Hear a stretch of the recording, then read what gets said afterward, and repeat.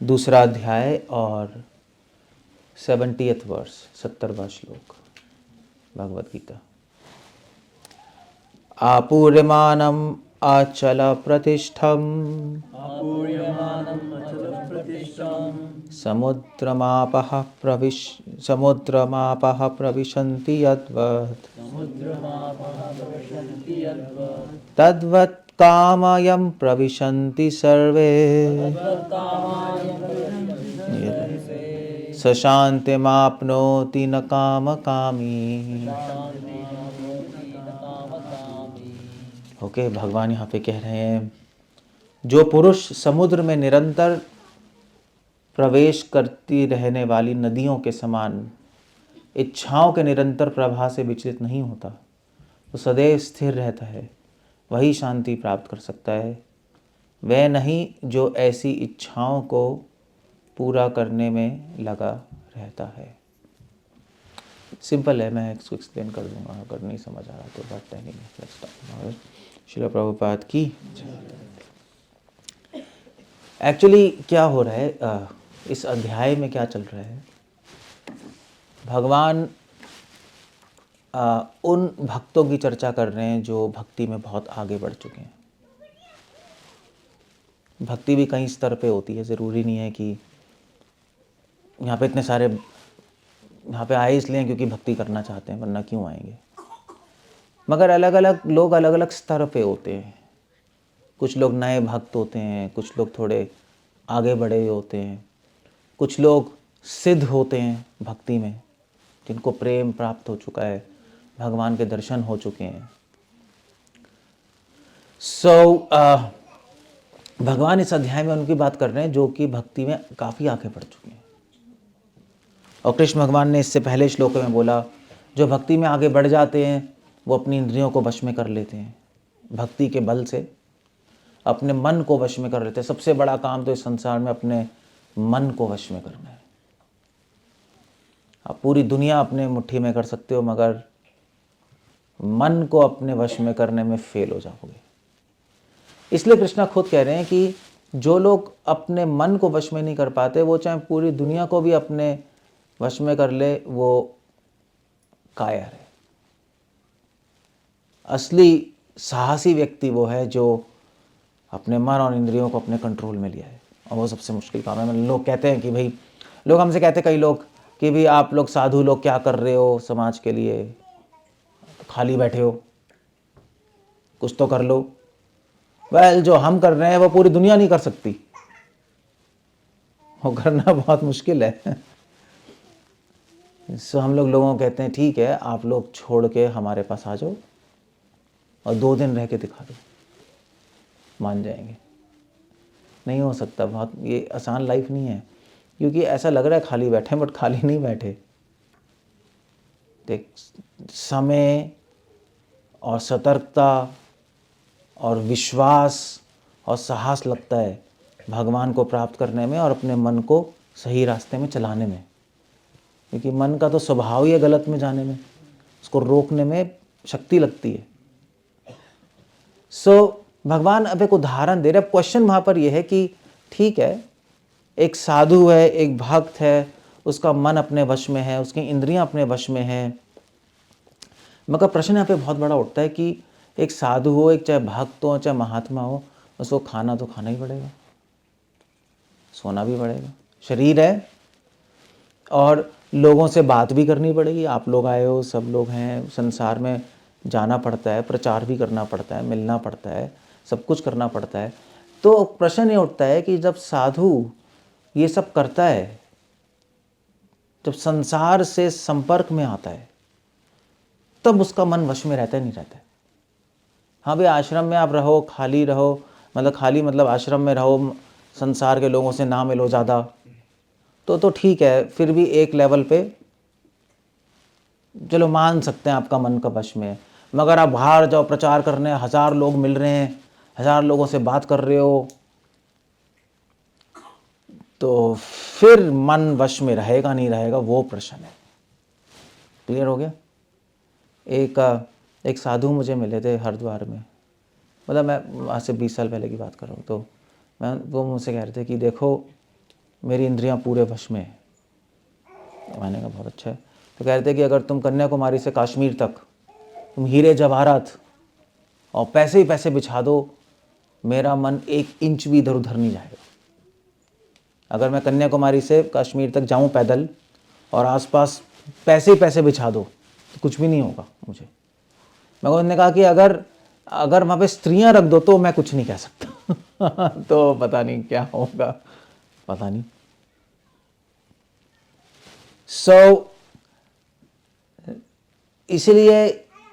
इसलिए कुछ लोग साधु क्या होते हैं, वो लोग गुफाओं में भाग जाते हैं, है नहीं। ऋषिकेश, आप ऋषिकेश के ऊपर जाओ, नीलकंठ गए हो? नीलकंठ पता है? नीलकंठ, वहाँ पे योगी लोग रहते हैं बहुत। तो योगियों को मिलना है तो ऋषिकेश के ऊपर जाना, नीलकंठ, वहाँ पे बहुत सारे योगी रहते हैं। तो वहाँ जाओ तो वहाँ वो लोग गुफाओं में रहते हैं, जंगलों में रहते हैं, वो बाहर नहीं आते समाज के, वहाँ अपने वहीं छुप के रहते हैं। तो उनसे बोलो भैया आप क्यों रह रहे हो वहाँ? कहते हैं भैया नहीं माया है, फंस जाएंगे, दिमाग खराब हो जाएगा। वहाँ पे तो धन जन सुंदरी पूजा लाभ प्रतिष्ठा सब कुछ चल रहा है, तो वहाँ बैठ जाते हैं। मगर भगवान कह रहे नहीं, अगर हम भी, शिला प्रभुपाद हमारे जो इस्कॉन के संस्थापक आचार्य हैं, तो इनसे पूछा कि भी आप भी बैठ सकते थे आराम से वृंदावन में पेड़ के नीचे कहीं गुफा में भजन कर लेते। उन्होंने कहा नहीं, मैं कर सकता था, मगर अगर मैं अपना भजन करता रहता तो दूसरों का कल्याण कैसे होता? फिर तो स्वार्थी बन जाएंगे हम। अगर हम दूसरों को नहीं देंगे फिर तो हम अपने लिए कर रहे हैं, फिर तो वो तो भजन बेकार है जिसमें स्वार्थ है, तो भगवान को स्वीकार ही नहीं है। तो इसलिए हमें बाहर जाना पड़ता है। हम गुफा में तो नहीं रह रहे, हम आश्रम में रह रहे हैं। क्यों रह रहे हैं? हम आराम से रह सकते थे वृंदावन में कहीं, मगर यहाँ पे रह रहे हैं। आप लोगों के लिए तो रह रहे हैं कि भी लोग आएंगे, प्रचार होगा, कुछ लोगों को पता लगेगा, दिखाई देगा, मगर उसमें फिर रिस्क है। बड़े सारे लोग आ रहे हैं, अलग अलग तरीके के लोग, कोई लाल, कोई पीले, कोई काले, पता नहीं मन ऐसे अजीब अजीब लोग हैं, अजीब अजीब इच्छाएं हैं, अजीब अजीब वासनाएं हैं, सब कुछ अजीब अजीब है। और उनसे बात भी करो, उनसे मिलो भी, उनके साथ रहो भी, तो फिर मन रहेगा वश में, यानी ये पॉइंट है। इसलिए आप देखो कई लोग साधु लोग होते हैं जो कि प्रचार करते हैं सब, और प्रचार करते करते करते करते करते कई दिशा कहीं और चली जाती है।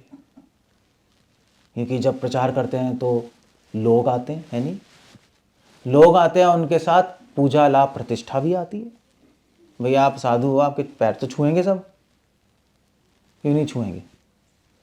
और फिर उससे दिमाग में प्रतिष्ठा, पूजा, मान सम्मान की इच्छा आ जाती है। तो कई लोग फंस गए इसके अंदर। और जब इतने सारे लोग आते हैं तो धन भी आता है, उसमें भी फंस जाते हैं लोग। इतने सारे स्कैंडल क्यों होते हैं? मतलब कांड नहीं होते इतने सारे, टीवी में नहीं दिखाते, वो जेल में चला गया बाबा, वो जेल में चला गया, वो जेल में क्यों हो गया? वो ऐसा तो नहीं है कि वो जब उसने जब शुरू किया होगा तो वो ढोंगी होगा। धीरे धीरे धीरे धीरे क्या होता है, जब ध्यान नहीं करते तो गाड़ी कहीं से कहीं और चली जाती है। सो इसलिए क्वेश्चन पूछा, बहुत अर्जुन के माइंड में क्वेश्चन आ रहा है कि ठीक है भगवान, मन को और इंद्रियों को वश में करना साधु कर लेते हैं, मगर जब प्रचार कर रहे हो, जब समाज में रह रहे हो, तब क्या होगा? तब कर पाएंगे नहीं कर पाएंगे, ये बताइए आप। तो उसका उत्तर भगवान इस श्लोक में दे रहे हैं, दूसरे अध्याय के 70वें श्लोक में, और एक सुंदर उदाहरण दे रहे हैं। आपूर्यमानम अचलम प्रतिष्ठम समुद्रमापः प्रविशन्ति यद्वत्। समुद्र का उदाहरण दे रहे हैं। समुद्र देखा है किसी ने? देखा हुआ है? बस आप लोगों ने नहीं देखा, गांव वालों ने समुद्र नहीं देखा टीवी में देखा हो, असली में देखा है नहीं देखा है? ठीक है, उसके लिए बीच जाना पड़ता है समुद्र। तो समुद्र जो होता है, कृष्णा कह रहे हैं आपूर्यमानम, बहुत विशाल है, कहाँ अंत है कहाँ शुरू हो रहा है पता नहीं, पानी पानी है। नहीं, कैसे पता लगेगा? समुद्र नहीं समझ आता ना, इतना आधा पानी है, आपूरे, पूरे मतलब पूरा, आपूरे मतलब कि जिसकी सीमा नहीं पता लगा सकते आप, यही समुद्र है। और दूसरा अचलम प्रतिष्ठम, मगर सबसे बड़ी बात यह है कि समुद्र में बहुत सारी नदियां आके मिलती हैं, नदियां आती हैं और समुद्र में मिल जाती हैं, गंगा, जमुना, सरस्वती, नर्मदा, नहीं गोदावरी, भारत की नदियां, बाहर की नदियां, नाइल, ब्रह्मपुत्र, कितनी सारी नदियां हैं, सारी नदियां आके समुद्र में मिलती हैं, मगर अचला प्रतिष्ठम, मगर समुद्र वही का वही है। नहीं, ऐसा तो नहीं कि समुद्र में नदियां मिल रही हैं तो बॉम्बे में बाढ़ आ गई। बॉम्बे में तो उतना ही है ना, मतलब आपका बॉम्बे का वो बीच कौन सा है, वो क्या है, वो है हाँ, जुहू और मैरीन ड्राइव मेन। तो समुद्र अपनी अपनी सीमा का उल्लंघन नहीं करता, वही का वही रहता है।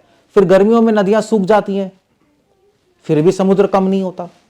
बारिशों में नदियां बढ़ जाती हैं, समुद्र बढ़ता नहीं, बिल्कुल वही का वही रहता है।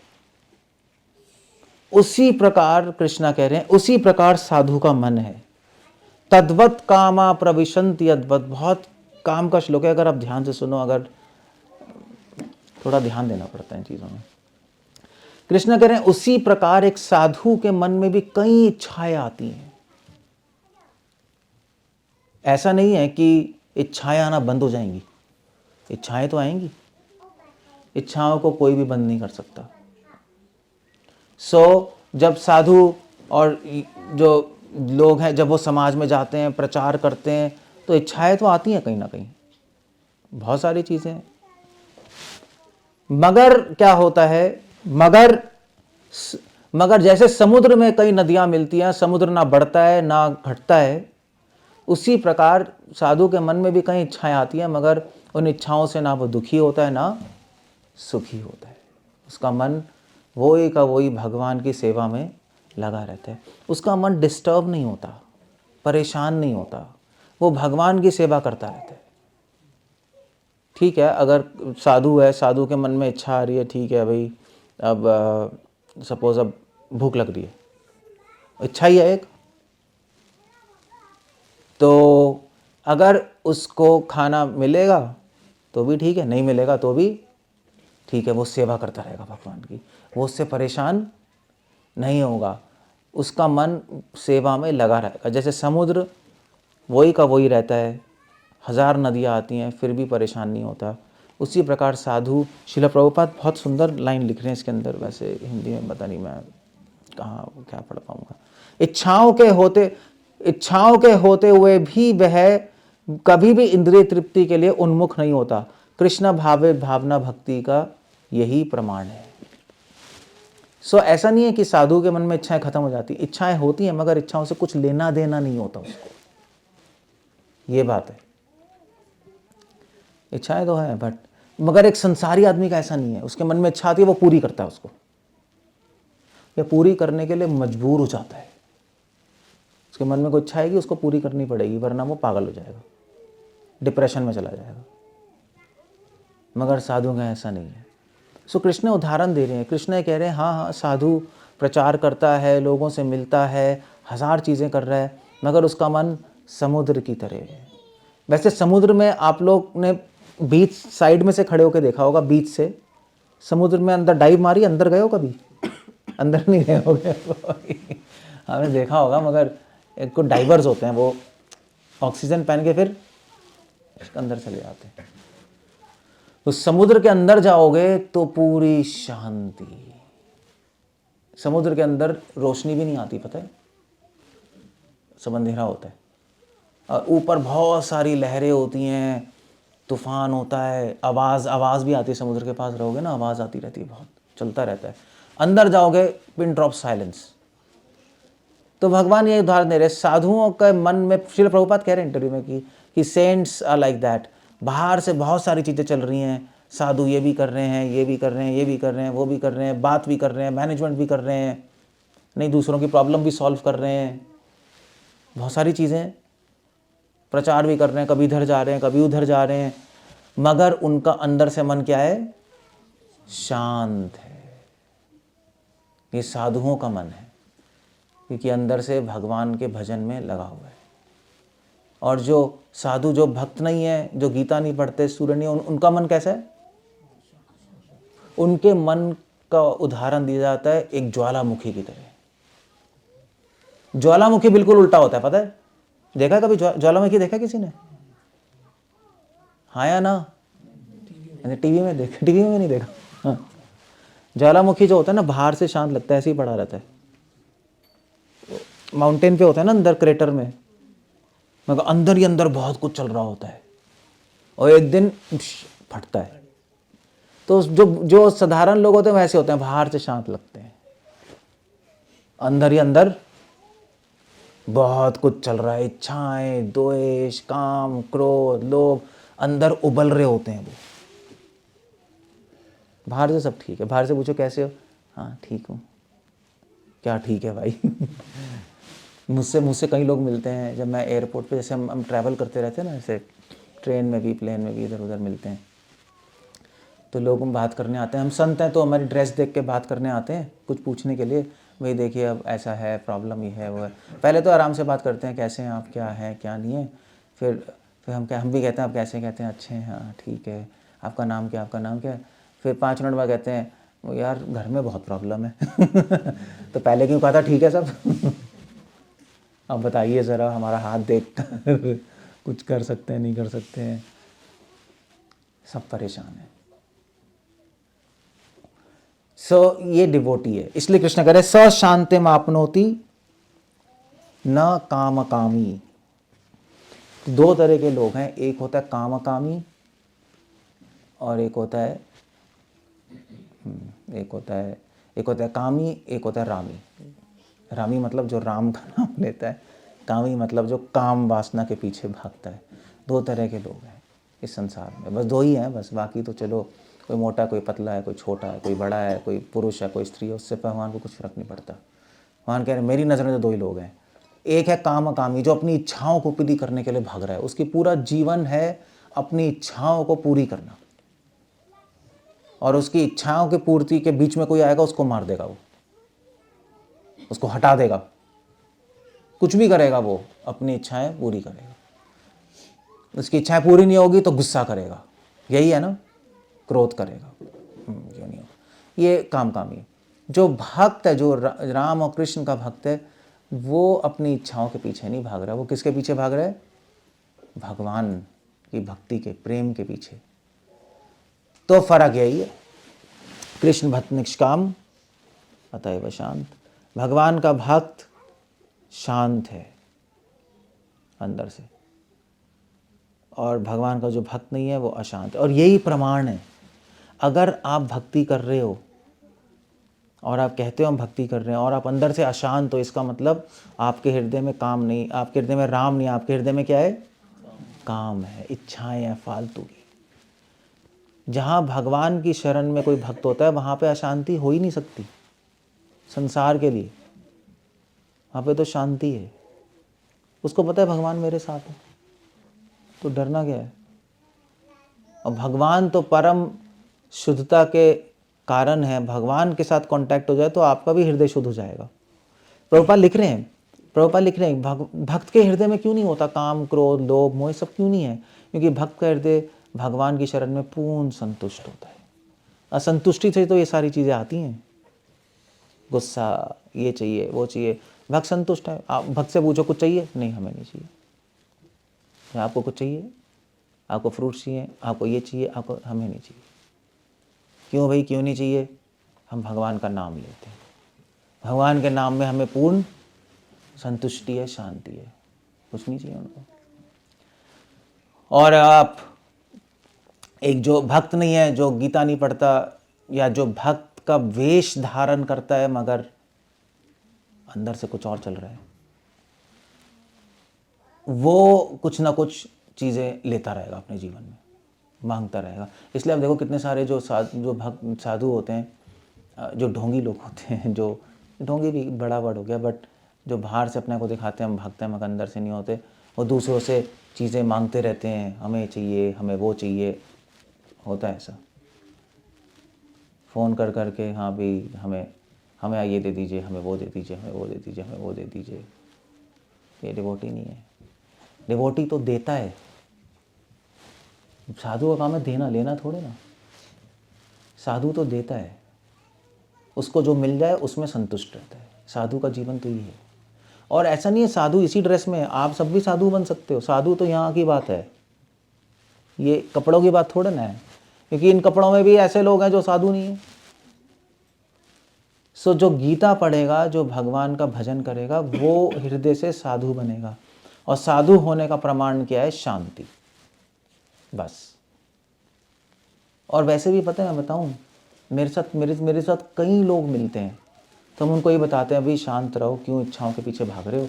तो कहते हैं, स्वामी जी पैसे कहाँ से आएंगे? और यही बात होती है पैसे कहाँ से आएंगे, घर कैसे चलेगा?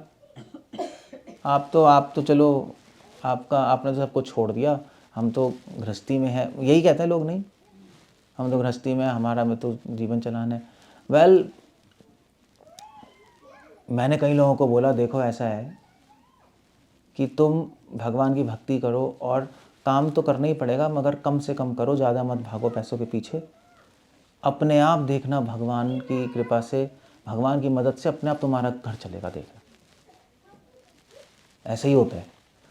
कुछ लोगों ने तो नहीं माना, कुछ लोगों ने मान लिया, चल रहा है।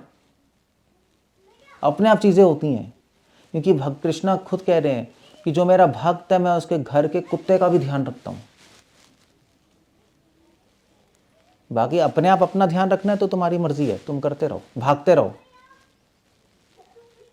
मगर एक भाग तो मैंने कई लोगों को बोला कि भी ऐसा है कि तुम अपना काम कम कर दो, जितना ज़रूरी है उतना करो, बाकी समय भगवान का भजन करो। तो उन्होंने किया, और फिर उन्होंने कहा, फिर मैंने उनसे पूछा बाद में भी 6-7 महीने बाद, क्या हो रहा है भाई? तो उन्होंने कहा कि पैसे तो उतने ही आ रहे उतने ही आ रहे हैं। मैंने कहा देख लो। और फिर मैंने कहा थोड़ा और कम कर दो। तो कुछ लोगों ने बात मान के कर ली, फिर भी पैसे उतने। क्यों पैसे उतने? क्योंकि पैसे खर्च कम हो रहे हैं, समझे? इच्छाएं कम हो गई ना, पैसे खर्च कम हो रहे हैं, तो पैसे उतने ही उसके बैंक में सेव हो रहे हैं। पहले कमा ज़्यादा रहा था, खर्च ज़्यादा कर रहा था। अब कमा कम रहा है, खर्च कम कर रहा है, तो है उतना ही। और फिर जो डिवोटी भगवान का सहारा लेते हैं, उनके जीवन में भगवान सारी प्रॉब्लम अपने आप सॉल्व कर देते हैं। अब ये है, ये फैक्ट है, ये मजाक नहीं कर रहा, ये फैक्ट है। ये आप जितने भी भक्तों से पूछो, हाँ हम कहते हैं भाई जप करो, तो कहते हैं समय नहीं है प्रभु जी, पैसे कहाँ से आएंगे, ये वो। तो बोलते तुम करके देख लो, थोड़ा काम कम करके, अपने आप सारी प्रॉब्लम सॉल्व होने लगती हैं, अपने आप। विश्वास चाहिए। कृष्णा वही कह रहे हैं, मुझ पे विश्वास करो। दो ही विश्वास है, या तो भगवान पे कर लो या अपने आप पे कर लो, यही है नहीं? 99% लोगों को अपने आप पे विश्वास है, मैं कर लूँगा सब, मैं सॉल्व कर दूँगा, मैं जीवन चला लूँगा, मैं ये कर लूँगा, मैं वो कर लूँगा, फ्यूचर में मैं इतना कर लूँगा, फिर उसको बेच दूँगा, फिर ये कमा लूँगा, फिर इतना सेव कर लूँगा, फिर वो कर लूँगा, फिर पोते के लिए इतना कर दूँगा। ये वो सारी प्लानिंग सेट करके रखी है, मगर कोरोना में टपक गए, प्लानिंग में ही वहीं रह गई। कितने लोग मेरे से मिले हैं, मतलब एक व्यक्ति तो थे, मतलब उनका बिजनेस था, मतलब बहुत करोड़ों का बिजनेस। तो उन्होंने सोचा था ठीक है मैं बिजनेस अपना कम वम करके बच्चों को सौंप के अपना ठीक है अपना आराम से रहूँगा। तो सोच ही रहते, कोरोना आया और और 10-20 करोड़ जो भी थे उनके पास, करोड़ों सब गायब, क्योंकि पता ही नहीं घर में कहाँ है वो। क्योंकि वो करते थे, क्या कहते हैं उसको, पैसे लोन नहीं देते, क्या कहते हैं उसको, हाँ जैसे पंजाब में क्या कहते हैं जो लोन देते हैं, नहीं ब्याज पे देते हैं। तो करोड़ रुपए ब्याज पे दे रखे थे, किसी को क्या पता कौन वापस करेगा वहाँ पे, जब वो बंदा ही नहीं है, गए। सुहान कह रहे तुम्हें अपना प्लानिंग करना है कर लो, देखो क्या करना है, मेरी शरण में रहना है तो मैं प्लानिंग करूँगा तुम्हारे लिए, मैं तुम्हारे लिए सोचूंगा, तो सोच लो क्या बेटर है। अर्जुन क्या थे हुआ अर्जुन, भगवान सो रहे थे और अर्जुन भी आ गया, दुर्योधन भी आ गया। जल्दी से कृष्ण से हम, क्योंकि कृष्णा जिसकी साइड होंगे वो तो जीत गई। तो और दुर्योधन आया तो दुर्योधन भी खड़ा हुआ, अर्जुन भी खड़ा। तो दुर्योधन जाके भगवान के सर के पास एक स्टूल पड़ा था, वहाँ बैठ गया। अर्जुन आया तो अर्जुन पैर के पास खड़ा हो गया। तो भगवान सो रहे थे, भगवान की आँख खुली तो सबसे पहले किसको देखा? अर्जुन को। दुर्योधन तो यहाँ बैठा है। तो भगवान ने कहा अर्जुन क्या चाहिए? तो दुर्योधन ने कहा अरे भगवान मैं पहले आया हूँ मैं हूँ यहाँ, मुझसे पूछना चाहिए। उन्होंने कहा पहले तो मैंने अर्जुन को देखा है तो इसलिए अर्जुन मांगेगा। तो दुर्योधन ने कहा यार तो गड़बड़ हो गई। तो अर्जुन ने कहा कि भगवान मुझे तो आप चाहिए। दुर्योधन ने अपने मन में सोचा चलो यार अच्छा हुआ क्योंकि कृष्ण ने शपथ ली थी कि मैं युद्ध में लड़ाई नहीं करूंगा, मैं कोई शस्त्र नहीं उठाऊंगा। तो दुर्योधन सोच रहा है शस्त्र ही नहीं उठाएंगे तो बेकार है, फिर क्या हो जाएगा। तो उन्होंने कहा चलो अच्छा है। तो फिर दुर्योधन ने कहा, फिर भगवान ने दुर्योधन से तुम्हें क्या चाहिए? तो उन्होंने कहा ठीक है मुझे आपकी नारायणी सेना चाहिए मुझे। और नारायणी सेना महाभारत में पढ़ोगे कि नारायणी सेना को तो देवी देवता भी नहीं हरा सकते थे। तो उन्होंने कहा चलो मुझे सेना मिल गई। तो अपना दुर्योधन भी खुश, दुर्योधन ने प्रणाम किया और अपना चला गया। तो भगवान ने अर्जुन से पूछा कि अर्जुन तुमने नारायणी सेना क्यों नहीं मांगी, तुमने मुझे क्यों मांग लिया? तुम्हें याद है कि मैंने शपथ ली है कि मैं शस्त्र नहीं उठाऊंगा, तो मैं तो बेकार है। तो अर्जुन ने कहा कि भगवान आप जहाँ हैं वहीं विजय है, मुझे विश्वास है, चाहे मेरे पास कोई सेना हो या ना हो, सिर्फ आप हों तो ये मैं निश्चित है कि वहीं पे विजय होगी। सो भगवान तो हंस दिए। सो अर्जुन ने वहाँ पे रिक्वेस्ट की, मगर भगवान मेरी प्रार्थना है कि आप मेरे रथ के सारथी बनेंगे, आप प्लीज़ स्वीकार कर लीजिए। क्योंकि अर्जुन ऐसा नहीं कि भगवान को सारथी बनाना चाहता है। अर्जुन ये अपने माइंड में सोच रहा था कि भगवान ने कहा ऐसा क्यों? तो अर्जुन ने कहा कि भगवान जब मैं युद्ध कर रहा हूँगा तो हमेशा मैं आपको देख सकूँगा, आपके दर्शन हो सकेंगे, इसलिए मैं चाहता हूँ आप मेरे सारथी बनिए। सो भगवान ने बहुत खुश होकर सारथी बने और अर्जुन का रथ भगवान ने चलाया। और इसीलिए अर्जुन को बड़े बड़े योद्धाओं से भीष्म, द्रोणाचार्य, कर्ण, अश्वत्थामा चलो बाद में आया, इन सब से भगवान ने बचा लिया उसको, क्योंकि इनके सामने अर्जुन भी कुछ नहीं था। भीष्म पितामह चाहते तो करोड़ों अर्जुन को यूं खत्म कर देते, कर्ण चाहता तो वो भी अर्जुन को मार सकता था, दुर्योधन तो 1 सेकंड में अर्जुन को खत्म कर देता, इतने शक्तिशाली लोग थे। और क्योंकि कृष्णा थे इसलिए कुछ भी नहीं कर पाए वो।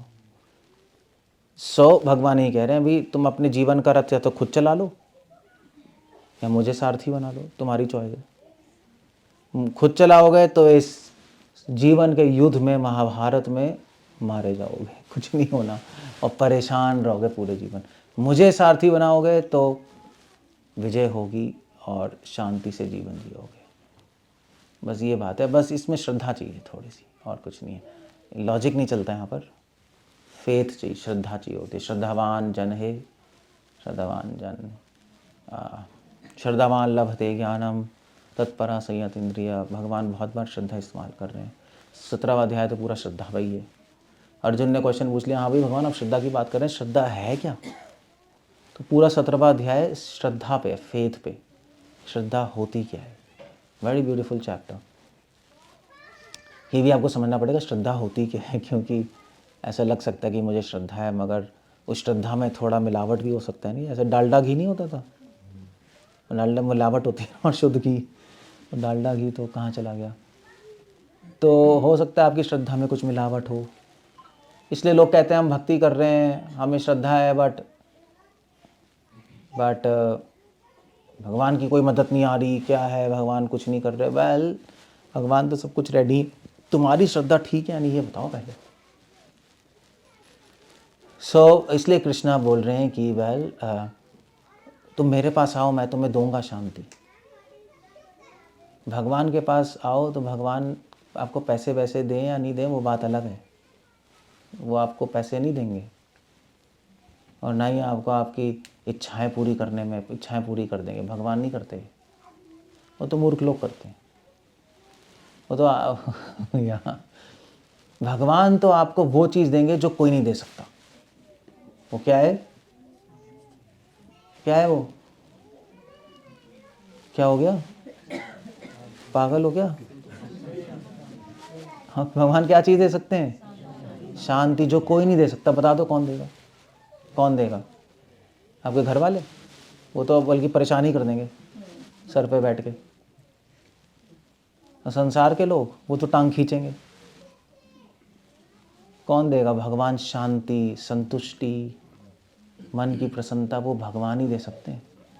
इतने सारे संसार खतरनाक, इतनी प्रॉब्लम संसार में, हजार तो टेंशन है, उसके बीच में भी आप शांत रहोगे। ये जादू है, ये जादू है। नहीं मतलब आपसे कहा जाए कि भैया आप पानी में कूदो और सूखे निकल आओ, हो सकता है? गीले हो गए। या आप काली कोठरी में जाओ और एक भी कालक ना लगे, हो सकता है? नहीं हो सकता। कुछ तो लगेगा ही, पैर पे लगेगा, कुछ चलोगे तो पैर पे तो लगेगा ही कुछ ना कुछ।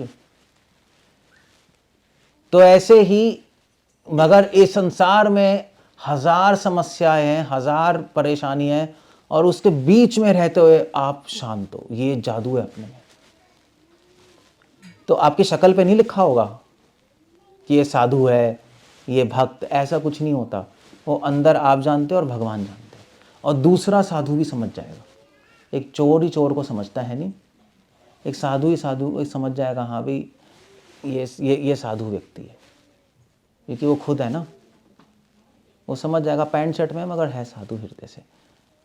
और वो ये समझ जाए ये साधु नहीं है, ये तो बेकार है, ये तो ऐसे ही दिखा रहा है अपने आप को। वो लोग समझ जाते हैं। सो इसलिए मेरी रिक्वेस्ट ये है, आप लोग गीता पढ़ो एक बार अच्छे से, 1 बार 2 बार 3 बार 4 बार। नहीं पढ़ना आता तो सुन लो।